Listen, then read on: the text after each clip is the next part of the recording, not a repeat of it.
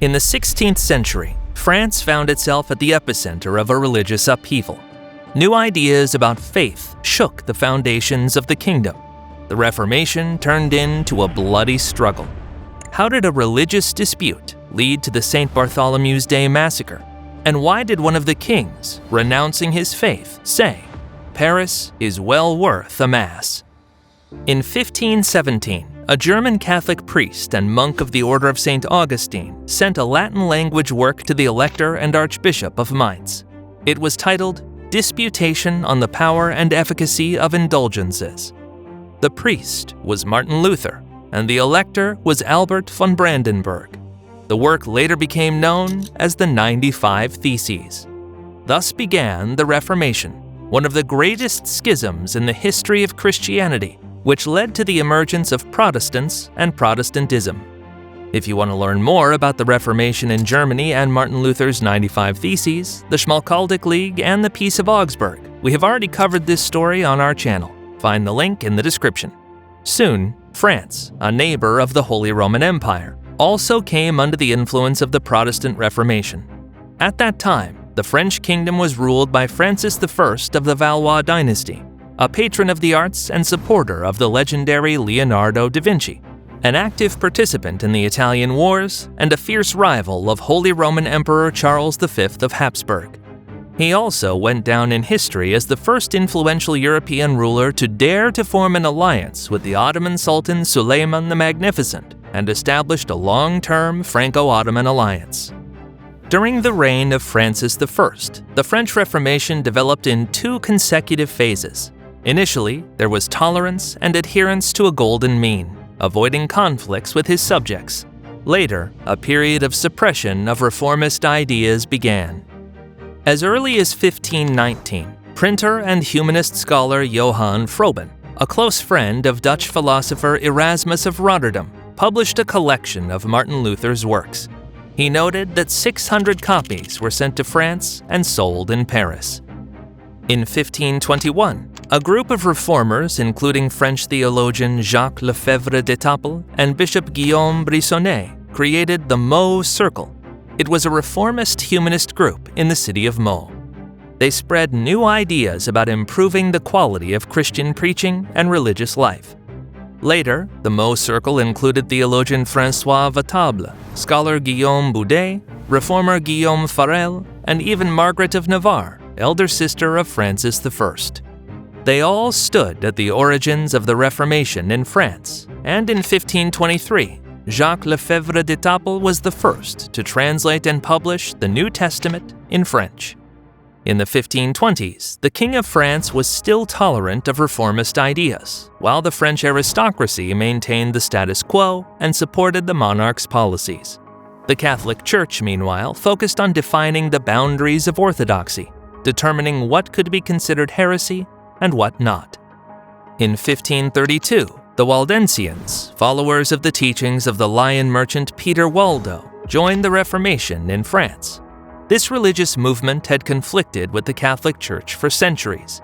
It had a reputation for heresy, which influenced the French authorities' changing attitude toward reformers.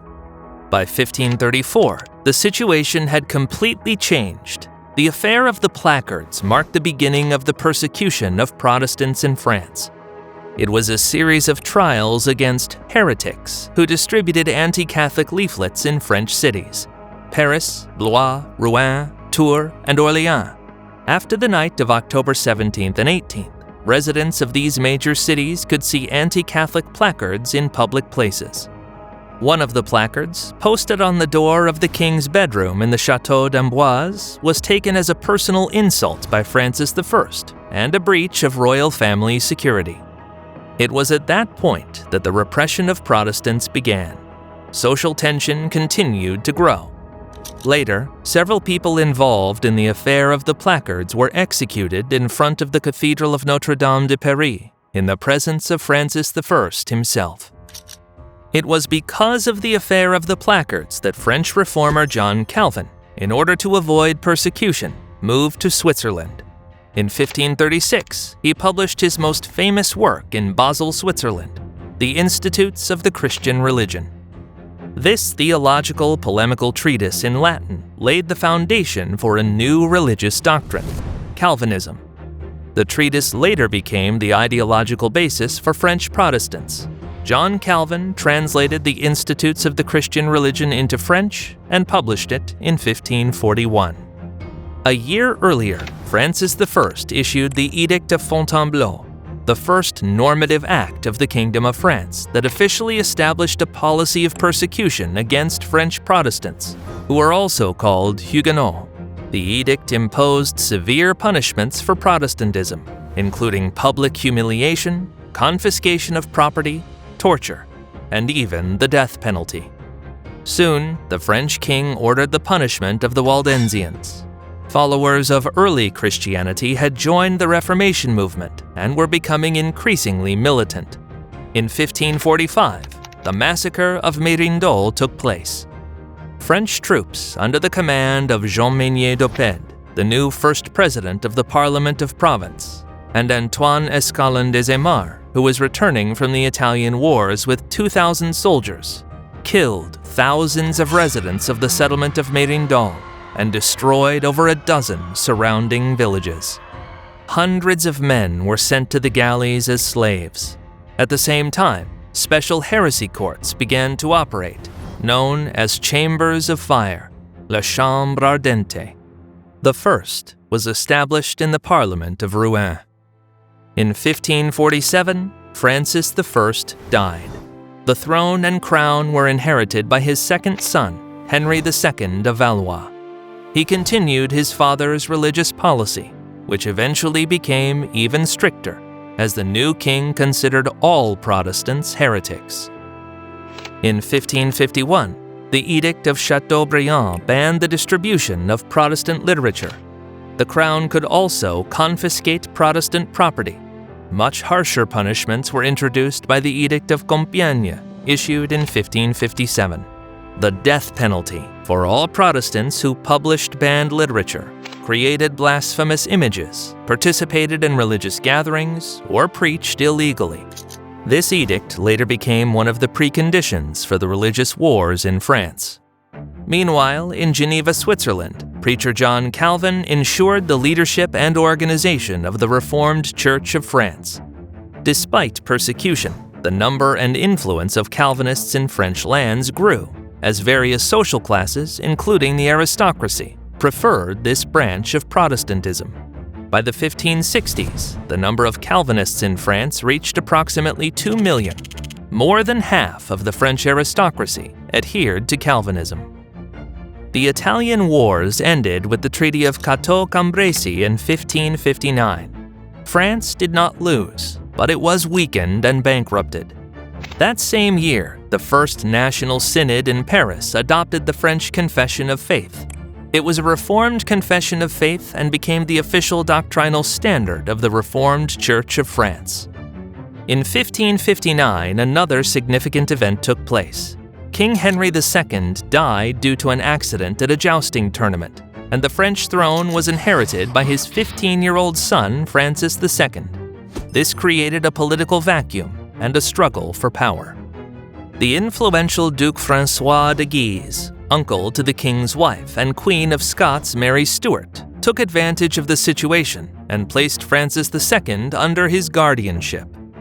Duke de Guise became the second most powerful man in the kingdom.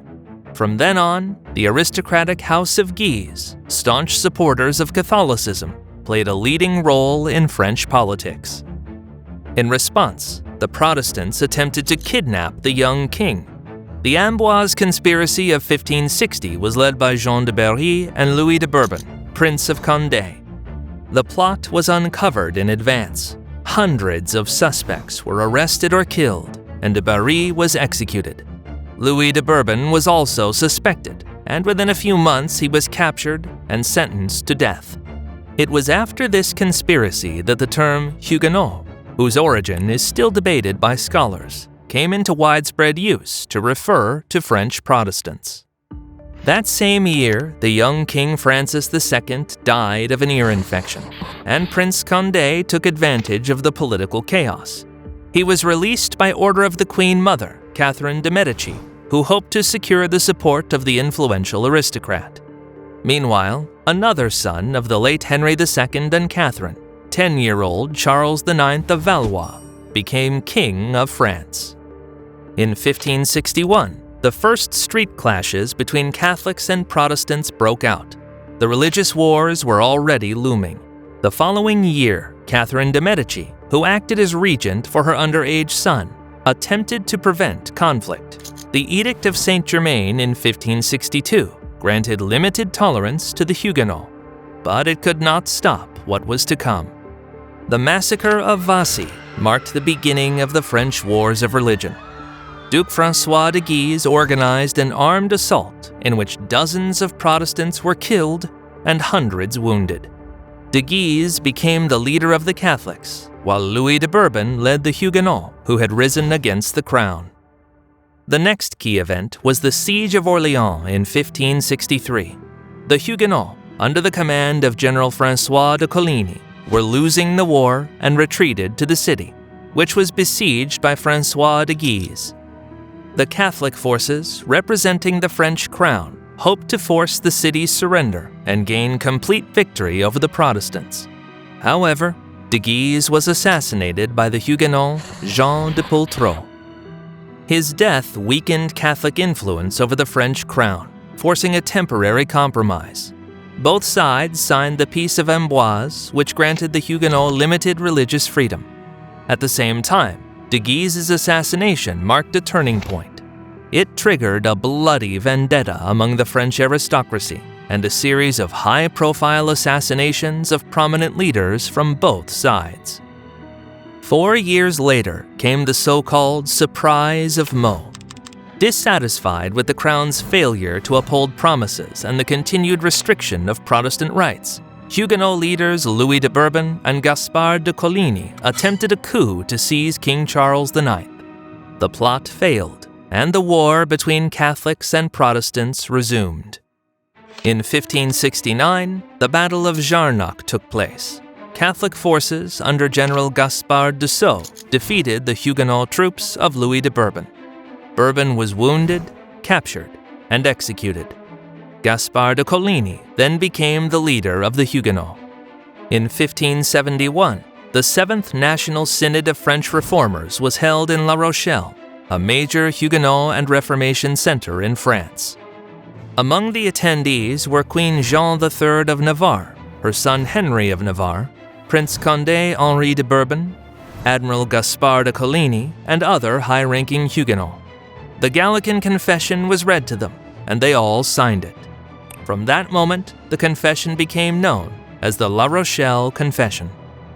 The following year saw the most infamous event of the French Wars of Religion. The notorious St. Bartholomew's Day Massacre of 1572 occurred just days after the wedding of the king's sister, Margaret of Valois, to Henry of Navarre. That same year, Henry became the new ruler of Navarre and was the grandson of King Francis I's brother. Catholics killed many political opponents and carried out a massacre of Protestants. Behind the massacre were Queen Mother Catherine de' Medici and the de Guise family. They initially planned to assassinate Huguenot leaders, but the fervor of French Catholic mobs turned these political murders into a mass slaughter. Young King Charles IX, aware of the planned purge, ordered the killings to stop. Nonetheless, even the king's will could not halt the brutal display of religious intolerance. Many French Protestants were killed, including Huguenot leader Admiral Gaspard de Coligny. Henry of Navarre managed to survive. The massacre spread beyond Paris. Estimates of the dead range from 5,000 to 30,000. The loss of leadership paralyzed the Huguenots. Those who survived became radicalized. The St. Bartholomew's Day Massacre remains one of the most infamous examples of mass murder and is forever etched into the history of France. In 1574, Charles IX of Valois died of tuberculosis. According to a popular theory, the horrors of the massacre had taken a severe toll on his physical and mental health. He declined over the next 2 years. The king had no sons, so he was succeeded by his younger brother Henry III, who had previously ruled the Polish-Lithuanian Commonwealth for 2 years. He was the third son of Henry II and Catherine de' Medici to ascend the French throne. In 1576, Henry III of Valois issued the Edict of Beaulieu. It granted Huguenots the right to public worship throughout France, except in Paris and at the royal court. Protestants were allowed to build churches and hold synods. The French king did this under the influence of his brother and heir, François de Valois, the youngest son of Catherine de' Medici and a supporter of the Huguenots. That same year, another Henry, the son of François de Guise, who became duke after his father's assassination, founded the Catholic League. It is also sometimes referred to as the Holy League. The organization sought to eradicate Protestantism in Catholic France and opposed the implementation of the Edict of Beaulieu. Still, the first phase of the League's existence ended after just 1 year. King Henry III effectively dissolved the organization. In 1584, François de Valois, the only close male relative of his brother the king, died of malaria. As a result, the heir to the throne became the Protestant Henry of Navarre, namesake and cousin of Henry III. This development worsened relations between the French monarch and the Catholic faction and led to the reactivation of the Catholic League. The League opposed the Huguenot leader Henry of Navarre and rejected his claim to the throne. Later, the organization gained the support of King Philip II of Spain, the Catholic Church, and the Jesuit order. This marked the beginning of the War of the Three Henrys, a three-sided conflict between King Henry III of France, Huguenot leader Henry of Navarre, supported by the Kingdom of England and Protestant German princes, and Henry de Guise, leader of the Catholic League, backed and financed by Spain. In 1588, a key event occurred, the Day of the Barricades. It was a popular uprising in Catholic Paris against the moderate religious policies of King Henry III of Valois. The revolt was orchestrated by Duke Henry de Guise and the Catholic League. In the end, King Henry III secretly fled the capital and never returned. Under pressure from the de Guises, the king was forced to sign the Edict of Union. This document cemented a close alliance between the French monarchy and the Catholic League. Henry III also pledged to fight against Protestants and to disinherit Henry of Navarre. These actions placed the French crown in a dire position. But much changed later that same year when Henry III ordered the assassination of Duke Henry de Guise and his younger brother, Cardinal Louis. The king summoned de Guise to the Château de Blois, where royal guards killed the eldest son of François de Guise. Louis was also summoned, then arrested and executed. Young Charles, son and heir of Henry de Guise, was imprisoned in the city of Tours. The deaths of the de Guise brothers shocked the Catholic faction. From that moment, they came to despise Henry III. The Catholic League declared war on the French monarch, and Pope Sixtus V threatened him with excommunication for the murder of a cardinal. The French king then allied with his cousin and heir, Huguenot leader Henry of Navarre. In 1589, 2 members of the royal family died. Queen Mother Catherine de' Medici passed away from pleurisy at nearly 70 years old. She had been the mother of 3 French kings. Shortly thereafter, King Henry III of Valois was stabbed to death by a Dominican friar, Jacques Clément, who sought revenge for the murder of the de Guise brothers. Thus, the leader of the French Protestants, Henry of Navarre, outlived the other 2 Henrys. He became the new king, Henry IV the Great, the first monarch of France from the Bourbon dynasty, which would rule for 2 centuries until the French Revolution. In 1593, after 4 years of fighting for the right to wear the crown, Henry IV Bourbon converted to Catholicism. Interestingly, he did so under the influence of his official mistress and advisor, Gabrielle d'Estrées. According to a popular but unconfirmed story, the French ruler said of his conversion, "Paris is worth a mass." Since then, this phrase has come to symbolize the willingness to sacrifice principles for practical gain. In order to be accepted by French Catholics as king, Henry changed his religious affiliation. Just a year later, he was officially crowned in the Cathedral of Chartres. In 1598, Henry IV issued the Edict of Nantes, which granted French Protestants broad rights in a predominantly Catholic state. The Huguenots were granted religious and political freedom, freedom of conscience, amnesty, and the restoration of their civil rights. But Catholicism remained the dominant religion. France became a more tolerant and pluralistic society, though not all problems disappeared. The French Wars of Religion came to an end. Between 2 and 4 million people had died from violence, disease, and famine caused by the long conflict. The Bourbon dynasty replaced the Valois on the throne, and the St. Bartholomew's Day Massacre became one of the most infamous events in world history. Despite the compromise reached, French Catholics never truly accepted the Protestants or their new king. The Huguenots, in turn, viewed the monarch as a traitor to their faith. Henry the Great survived at least 12 assassination attempts. The last, in 1610, was successful. The French king, who had brought peace to his war-torn country, was murdered by a Catholic fanatic, François Ravaillac. During the reign of Louis XIII the Just, son and successor of Henry the Great, conflicts between Catholics and Huguenots reignited. And in 1685, the famous Louis XIV, known as the Sun King and grandson of Henry the Great, issued the Edict of Fontainebleau, which officially revoked the Edict of Nantes.